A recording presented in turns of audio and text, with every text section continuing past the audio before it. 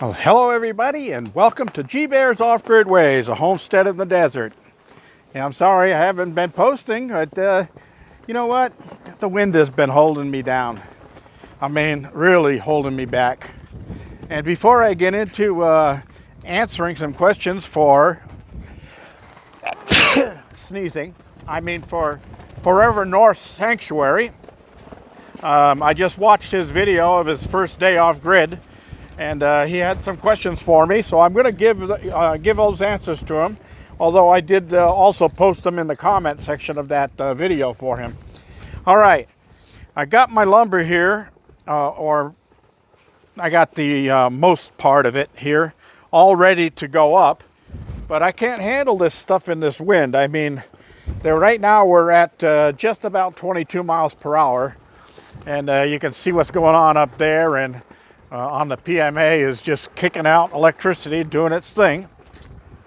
And I can't be handling boards. And yeah, you think, well, I could at least do the rafters. Well, if I take those rafters off of the plywood, then I'm going to be chasing those plywood down the desert, trying to get them back, because they're just going to take off from where they're going. So I don't like flying objects, so I'll just stay away from that for right now.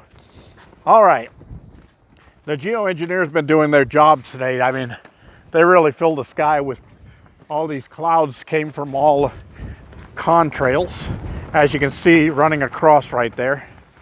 There's a couple of them there, and then there's some more running across that way, and that's how they expand out. And some people will say, oh yeah, they're just contrails. All right, you know what? I've been around a long time. I watched a lot of jets fly overhead in my time. And contrails usually are just a little short thing behind the plane, and they dissipate as the plane is flying. I don't ever remember seeing contrails going from horizon to horizon and then spreading out and becoming overhead clouds like this. It just doesn't make sense. All right, now to Forever North Sanctuary. Hey North, here's where we stand. Okay, number one, your cutoff switch. You don't need it, okay? You have a power switch right here on your inverter. You can set it to the off section. That cuts off your inverter, so there's no power running through the inverter. That's your cutoff switch. And unless you're going to be working on the inside of it, at which time you would disconnect the positive and negative cables from the back side. So get rid of that switch, okay? Now, I have a cutoff switch here, which is actually an AC pass-through breaker. And what this is on is the solar. That's so I can disconnect the batteries from the solar input if I need to. Right now you can see we're putting out like anywhere from 200 to 300 watts of electricity with that PMA I've got up there. And I get plenty of amps and so forth going on there. All right, and all of this I'm not going to get into because we just want to talk solar now. Okay, so I'm not sure what voltage you were using. I did a quick glance at the picture of the batteries. I didn't want to go back over it because I wanted to get this video done. I think you might have been using like 24 volt, using 4 batteries. Okay, that's all well and good. Make sure your panels are rated for 24 volt, not 12 volt. If your solar panels are rated for 12 volts, you've got to use those on a 12 volt system. You cannot upgrade through the controller to 24 volts. Your panels will only supply 12 volts. So all of your stuff has to match, okay?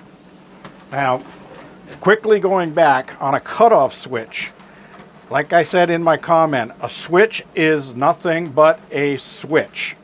Okay, and what a switch does is it breaks a connection and makes a connection. So you can see that this one has a red wire going into it and a red wire coming out of it. So that's the pot on the positive line. Okay, you don't ever connect positive and negative to a switch. Never do you connect positive and negative to a switch, to the switch terminals.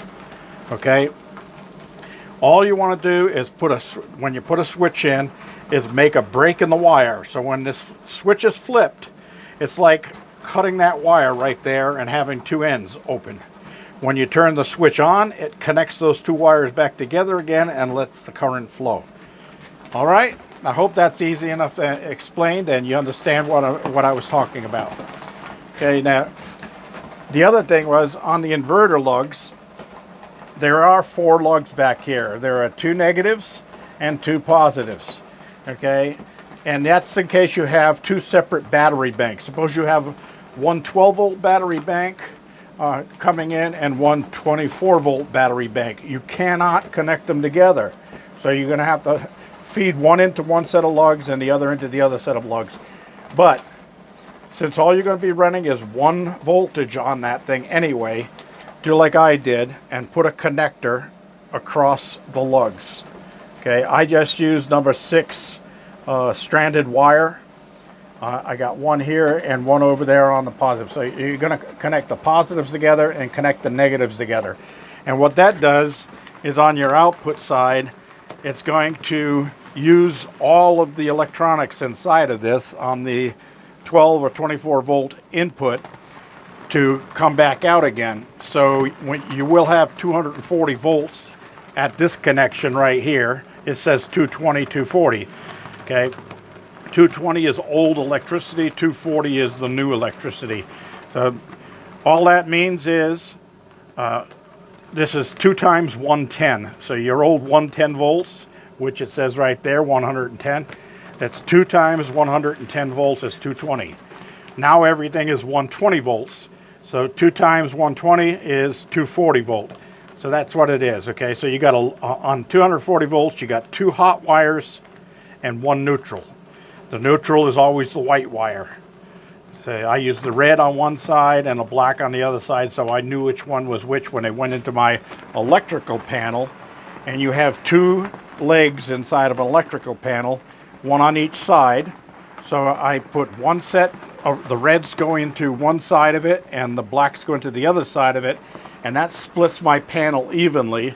So now I can set my outlets inside the cabin on a balanced circuit, so not everything's coming off one side of the electrical panel. I've got say I'm pulling 300 watts on the left side. I'll be pulling somewhere in like 280, 290, 320, whatever, something close on the other side of the panel. That's all that's for. It's just a balancing thing. Okay, now for these jumpers, you could make up a couple of small battery cables like this and use those for jumpers there. Just number 6 wire has been working just fine for me, and if it's not broken, I don't fix it. All right, so back to solar. So what happens with your solar? Okay, now you see on the controllers, doesn't matter which one you're using. I think you had something looking like this. All right, so right here has a solar panel, positive and negative. So that's where you connect the wires that come from your solar panels. Connect right there. That's all there is to it. They connect there. Next one is battery. Okay, so battery goes to positive and negative of the battery bank. And that's all there is required to connect on this. Now the load, where it shows a little light bulb here, has a positive and negative. That's going to be a 12 volt load on a 12 volt system, 24 volt load on a 24 volt system, etc., etc. No, you can't use a 12 volt lighting system on your 24 volt system. It'll burn it out. Okay, and speaking of burning out, that's why you burnt out your cutoff switch, is because you connected positive and negative to the same switch. So basically all you did was, when you turned the switch on, it became a direct short and heated up that switch until it was hot enough to melt it and burn it. All right, and I hope you didn't damage your batteries when you did that. Be sure to check the electrolyte levels in those batteries if they did heat. Now, the way you can tell if you damage your batteries is check the casings on them. If they're expanded and bulged out, that's a damaged battery, and I'm sorry to say you're probably going to get very little life out of it. It'll never hold up to a full 12 volts again. You probably burnt out some of the plates on the inside, and there are ways of testing it using a specific gravity meter in each one of the cells and see what's going on. But you also have electronic testers you can put on them. Press a button, it'll tell you if the battery's good or bad. You can get those at Harbor Freight too, the little battery tester thing. Just connect it to the positive and negative cable, press the test switch, hold it down for 30 seconds, and the gauge will tell you whether the battery is good, bad, or weak, or whatever. All right, so I hope that covers everything that you needed to know. Also, I want you to make sure that you do have all of your electronics in your tent, because you are showing the rain clouds in the sky. Make sure you have all of your stuff not down in a wallow or a ditch or anything like that. That's going to fill up with water if you get a heavy rainstorm. You'll be in big trouble if you do, because you're putting out 120 volts AC with that inverter to all of your electronics there. And if that stuff goes underwater, all of the water is going to be charged with 120 volts, and that's electrocution time. So you don't want to be underwater with any of that stuff. Make sure it's all up high enough that it's going to be out of the water. And you don't want to be awakened in the middle of the night by your bed being underwater either, and your blanket soaking wet, because that's a nightmare in itself. All right, that's about all I have for you today. For those of you who haven't gone over to check out Forever North Sanctuary, he's living in the woods in a tent right now on a friend's property, and he's getting his start there, so he's getting his feet wet, no pun intended, and I hope he does well. I'm keeping track of him. His videos are like a baby monitor. I'm watching, make sure he doesn't make any really big mistakes. No offense there, North, but you've got a ways to go and you got some learning to do. All right, G-Bear signing off. Oh, not before I remind you, give me a thumbs up down there, please. I think it's over there. And don't forget to share with your friends. Click the share button. You can share it through any other social media or email or text message. It'll send a link to my videos to your friends. And if you haven't already, please subscribe. My stats still show that more than 50% of the people that are watching my videos on a regular basis are not subscribed. And if those 50% jumped on there, guess what? I'd be pretty darn close to 5,000 subscribers. And I could start getting some people to start sponsoring me. And when I get people to start sponsoring me, I'll start having things that I can give away to my subscribers. And that's where we all want to be, right? Everybody wants to make something out of this, so let's do it. Let's do it together. G-Bear signing off.